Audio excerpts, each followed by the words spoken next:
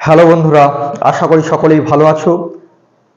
আমরা আবার আজকে আমাদের চ্যানেল ডেকোরেটিভ ইংলিশ পেজে একটা নতুন ভিডিও নিয়ে এসেছি। আজকের ভিডিওটা কি নিয়ে সেটা আমি বোর্ডে লিখে রেখেছি। সেটা হচ্ছে কেস নিয়ে, অর্থাৎ বাংলায় যাকে আমরা বলি কারক। আমরা কেস কার হয়, কারক হয় সচরাচর নাউনের। আর আজকের ভিডিওতে আমরা এই কেস নিয়ে আলোচনা করব। আমরা যে বোর্ডে লিখেছি তা নাউন কেস, অর্থাৎ এই কারক। এই কারকটা কার হয়? কারকটা মূলত হয় নাউনের। মানে আমরা গত চ্যাপ্টারে আমরা শিখেছি নাউন কি, নাউনের প্রকারভেদ। আজকে আমরা তাই চলে এলাম কেস, অর্থাৎ নাউনের কেস জিনিসটা কি, কারক জিনিসটা। আমরা বাংলায় সকলেই কারক পড়েছি, সেখানে আমরা কারকের ভাগ পড়েছি, কর্তৃকারক, কর্মকারক, এই ভাগগুলো পড়েছি। ইংরেজিতেই সেই একই রকম জিনিস। ইংরেজিতে এই case, nominative case, objective case, possessive case আর ভোকাটিভ কেস। অর্থাৎ ইংরেজিতে কেস আমরা দেখলাম চার ধরনের, কিন্তু ইংরেজিতে আর একটা ধরনের কেস বর্তমান মডার্ন ইংরেজিতে ব্যবহার হয় না, সেটা হচ্ছে ড্যাটিভ কেস। ওই ড্যাটিভ কেসটাই অবজেক্টিভ কেসের মধ্যে পড়ে। তাহলে আজকে আমরা এই কেস শিখবো, এই নমিনেটিভ কেস কাকে বলে, অর্থাৎ কর্তৃকারক কাকে বলে। তারপর আমরা দেখবো কর্মকারক কাকে বলে, সম্বন্ধ পদ বা পজেসিভ কেস কি, ভোকাটিভ কেস কি। বুঝে কর্তৃকারক, আমরা নামটা শুনেই বুঝতে পারছি কর্তৃ মানে কর্তা, অর্থাৎ যে কেস বাক্যের মধ্যে, ইংরেজি বাক্যের মধ্যে কর্তাকে বোঝায় তাকে বলা হয় কর্তৃকারক। যেমন রাম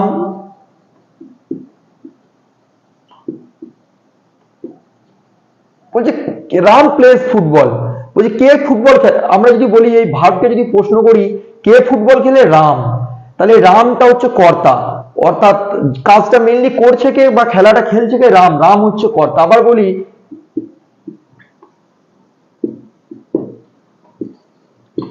ম্যাঙ্গো ইজ সুইট, আমরা যদি বলি ম্যাঙ্গো ইজ সুইট, সুইট অর্থাৎ মিষ্টিটা কি, মিষ্টিটা হচ্ছে ম্যাঙ্গো, তাহলে ম্যাঙ্গোটা হচ্ছে মিষ্টি। তাহলে এই ভার্বকে যদি আমরা হোয়াট বা হু দিয়ে প্রশ্ন করি, বা এটা যদি বলি দে প্লে ফুটবল, কারা ফুটবল খেলে, দে, মানে অনেকজনের সমষ্টি প্লুরাল ফর্ম দে।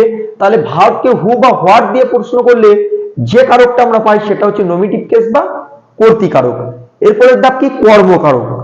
বলছে কর্মকারকটা তাহলে কি, বলছে এই যে লিখলাম আমরা ম্যাঙ্গো ইজ সুইট বা রাম প্লেস ফুটবল, এখানে মানে কি খেলছে, হোয়াট ইজ প্লেইং, কি খেলছে, সে হচ্ছে ফুটবল খেলছে। বা কি মিষ্টি, এই মানে আমটা কেমন, আমটা হচ্ছে মিষ্টি। তাহলে যদি আমরা ভার্বকে কখন, কোথায়, কেন ইত্যাদি দিয়ে প্রশ্ন করি, তখন যে উত্তরগুলো আমরা পাবো, বা কেমন দিয়ে প্রশ্ন করলে যে উত্তরগুলো পাবো, তাকে আমরা বলবো অবজেক্টিভ কেস বা কর্মকারক। আর এই কর্তৃকারক আর কর্মকারকের মধ্যে যে বেসিক পার্থক্য সেটা কি, কর্তৃকারক আমরা এই বাক্যগুলো দেখেছি, বা আমরা আরো আগে ইংরেজি বাক্যে দেখবো, কর্তৃকারক মূলত ইংরেজি বাক্যের প্রথমে বসে, মানে ভার্বের আগে বসে। আর কর্মকারকটা মূলত কি, ভার্বের পরে বসে। তাহলে আমরা কর্তৃকারক আর কর্মকারকটা কি জিনিস বা এর পার্থক্যটা বুঝতে পারলাম। আমরা আরো অনেক উদাহরণ দিতে পারি। হি কাটস হিজ ফিঙ্গার, সে তার আঙ্গুল কেটে ফেলেছে। হু কাটস হিজ ফিঙ্গার, সে। এই হু দিয়ে প্রশ্ন করলে হিটা পাচ্ছি, সেটা হচ্ছে নমিটিভ কেস, মানে নমিনেটিভ কেস মানে কর্তৃকারক। কর্তৃকারক আমরা কি মূলত বলেছি নাউনের কারক হয়, কিন্তু আমরা কিছু কিছু ক্ষেত্রে দেখেছি কর্তৃ অর্থাৎ সাবজেক্ট পার্টটা প্রোনাউন হয়। সে, তারা, তোমরা যখন কোনো প্রশ্নের মধ্যে আসে বা কোনো বাক্যের মধ্যে আসে, তখন সেটা নমিনেটিভ কেস বা কর্তৃকারক হতে পারে। আর অবজেক্টিভ কেস সবসময় কি, কেন, কখন, কোথায়, কবে, কেমন ইত্যাদি প্রশ্ন করলে যে উত্তরটা পাবো সেটা হচ্ছে অবজেক্টিভ কেস বা কর্মকারক। তারপরে হচ্ছে পজেসিভ কেস। পজেসিভ কেস মানে আমরা বাংলাটা দেখি বুঝতে পারছি সম্বন্ধ পদ বা পজেশন, একটা সম্পর্ক স্থাপন করবে, অর্থাৎ বাক্যের ওই যে শব্দটা বাক্যের বাকি শব্দের সাথে একটা সম্পর্ক স্থাপন করবে, তাকেই আমরা বলি পজেসিভ কেস। দিস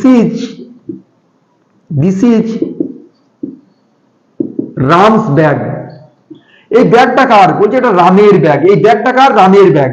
এই যে একটা রামের সাথে এই ব্যাগের সম্বন্ধ, অর্থাৎ এই রামের সাথে যে ব্যাগের সম্বন্ধ, এটাকেই বলা হয় সম্বন্ধ পদ বা পজিটিভ কেস। যদি একটা উদাহরণ দিই, দিস ইজ রামস আমব্রেলা, এটা হচ্ছে রামের ছাতা, অর্থাৎ এই রামের সাথে যে ছাতার সম্পর্ক, এইগুলো কি বলছে, সম্বন্ধ পদ। আর ভোকাটিভ কেসটাকে সম্বোধন পদ, অর্থাৎ কোনো কিছুকে সম্বোধন করবে। প্র্যাকটিক্যালি ভোকাটিভ কেসটা কি, নমিনেটিভ কেসকে যে সম্বোধন করে তাকেই বলি ভোকাটিভ কেস। এই ভোকাটিভ কেস তার একটা উদাহরণ দিব, যে কাম অন, ইউ, তুমি এখানে এসো। এই যে তাকে সম্বোধনটা আমরা করছি, যে তাকে কি সম্বোধন করছি, তুমি এখানে এসো, গো দে আর ইউ, তুমি সেখানে যাও, এই যে তাকে সম্বোধন করছি, এটা কি আমরা বলবো কি সম্বোধন পদ। মেনলি এই সম্বন্ধ পদ আর সম্বোধন পদকে কারক বলা হয় না, এগুলোকে সম্বন্ধ পদ আর সম্বোধন পদ বলা হয়, এগুলোকে কোনো কারক বলা হয় না, কারণ এদের সাথে ক্রিয়ার সরাসরি কোনো সম্পর্ক থাকে না। এদের সাথে ক্রিয়ার সরাসরি কোনো সম্পর্ক না থাকার জন্য এদেরকে সচরাচর কারক বলা হয় না। বাংলায় এদেরকে সম্বোধন পদ আর সম্বোধ পদ বলি, এগুলোকে আমরা কারক বলতে পারি না। তাহলে আমরা কেসটা কি জানলাম, ইংরেজি কেস 4টা ভাগ, তাদেরকে চিনবো কি করে, অর্থাৎ ভার্বকে প্রশ্ন করলে আমরা কেস পেয়ে, এটা আমরা অতি সহজে জানতে পারলাম। আমরা আবার দেখেছি এই পজিটিভ কেসের যে ফরমেশন হয়, এই ফরমেশনটা কি করে হয়।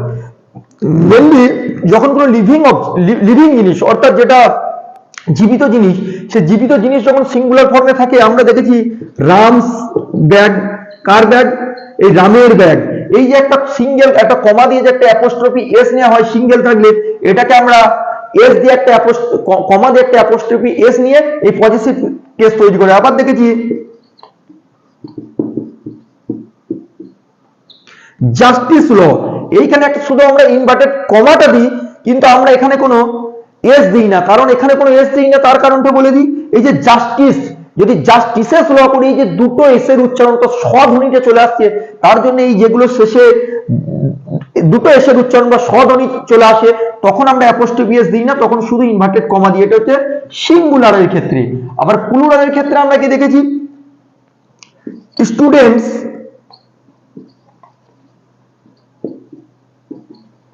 বলছি স্টুডেন্টস কার্ড, বলছি স্টুডেন্টস কার্ড, এখানে আমরা এই প্লুরালের এস এর পর শুধু কেন ইনভার্টেড কমা দিলাম, এরপরে তো আমরা অ্যাপোস্ট্রফিতে একটা এস লাগাতে পারলাম, কিন্তু পারতাম, কেন আমরা অ্যাপোস্ট্রফি এসটা লাগালাম না, কারণ যেহেতু প্লুরালের পর ওই যে দুটো স্বধ্বনি চলে আসবে, তাই সেক্ষেত্রে আমরা অ্যাপোস্ট্রফি এসটা না দিয়ে শুধু অ্যাপোস্ট্রফি কমাটা দিলাম। এই অ্যাপোস্ট্রফি কমাটা শুধু দিলাম, কোনো আমরা এখানে এস দিলাম না। আবার আবার যদি বলি এই চিলড্রেন, আমরা গত ক্লাসে শিখলাম যে চাইল্ড থেকে চিলড্রেন আর ইএন যোগ করে প্লুরাল হয়, কিন্তু এই প্লুরালের পর কেন অ্যাপোস্ট্রফি এস দিলাম, যেহেতু এখানে কোনো এস এর উচ্চারণ থাকছে না, তাই এখানে আমরা অ্যাপোস্ট্রফি এস দিয়ে চিলড্রেনস ব্যাগ করলাম। আবার এই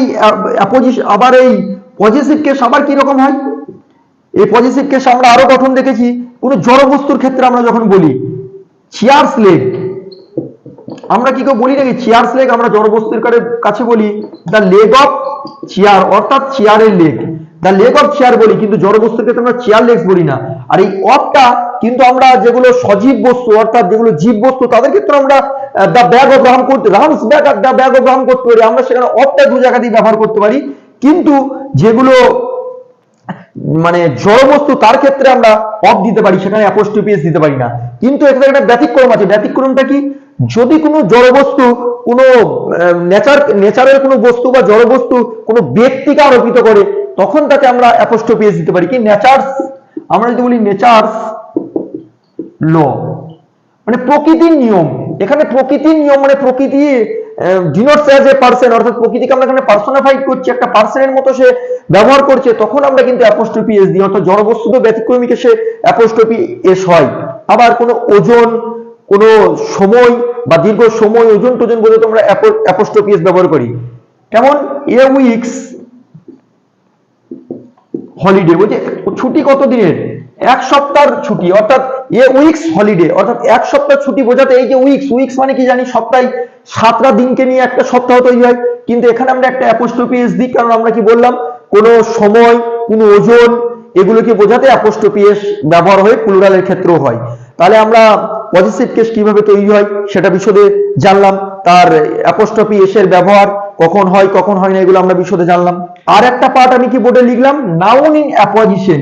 এই অ্যাপোজিশন শব্দটা শুনেই আমরা বুঝতে পারছি যে অ্যাপোজিশন অর্থাৎ নিকটে অবস্থান, কাছাকাছি অবস্থান, অর্থাৎ যে শব্দগুলো কোনো নমিনেটিভ কেসে কাছাকাছি অবস্থান করে তাকে আমরা নাউন ইন অ্যাপোজিশন বলতে পারি। যদি বলি বিরাট,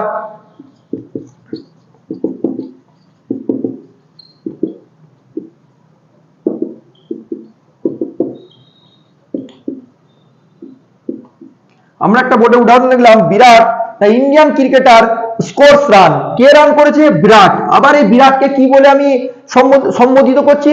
দ্য ইন্ডিয়ান ক্রিকেটার, অর্থাৎ ইন্ডিয়ান ক্রিকেটার আর এই বিরাট একই ব্যক্তি, কিন্তু এখানে আমরা একটা কমা দিয়ে বিরাটের পর ইন্ডিয়ান ক্রিকেটারকে লিখেছি। এই যে বিরাটের কাছাকাছি, অর্থাৎ নমিনেটিভ কেসের কাছাকাছি, অর্থাৎ কে সেঞ্চুরিটা করেছে? বিরাট। অর্থাৎ নমিনেটিভ কেসের কাছাকাছি যে এই দ্য ইন্ডিয়ান ক্রিকেটার একটা কমা দিয়ে যুক্ত হয়েছে, এটাকে আমরা বলি নাউন ইন অপোজিশন। কি হয় একটা ইংরেজি বাক্যে? এখানে এই নমিনেটিভ কেসটা যে কারকটা থাকে, অর্থাৎ নমিনেটিভ কেসটা যে নমিনেটিভ কেস ডিনোট করে, বিরাট নামটা যে নমিনেটিভ কেসকে ডিনোট করছে, এখানে দা ক্রিকেটারটাও নমিনেটিভ কেসকে ডিনোট করে। তাহলে আজকের ক্লাসে আমরা শিখলাম ইংরেজিতে কেস কাকে বলে, ইংরেজিতে কেসগুলোকে আমরা চিনবো কিভাবে, আমরা কিভাবে নমিনেটিভ কেস কিভাবে আমরা অবজেক্টিভ কেস, কিভাবে পজেসিভ কেস, কিভাবে ভোকাটিভ কেস, এগুলো শিখবো। এগুলো আমরা ডিটেলসে জানলাম, এবং কিভাবে অ্যাপোজিশন তৈরি হয়, এবং কিভাবে নাউন ইন অ্যাপোজিশন তৈরি হয়, কিভাবে পজিটিভ কেস তৈরি হয়, এগুলো আমরা আজকের ক্লাসে জানলাম। আশা করি আজকের ক্লাসের পর এইগুলো নিয়ে কারোর কোনো অসুবিধা থাকার কথা নয়। যদি কোনো কোয়েরি থাকে অবশ্যই আমাদের কমেন্ট বক্সে জানাবে, আর আমাদের ভিডিও তোমাদের ভালো লাগে থাকলে অবশ্যই চ্যানেলটিকে সাবস্ক্রাইব করবে। নমস্কার।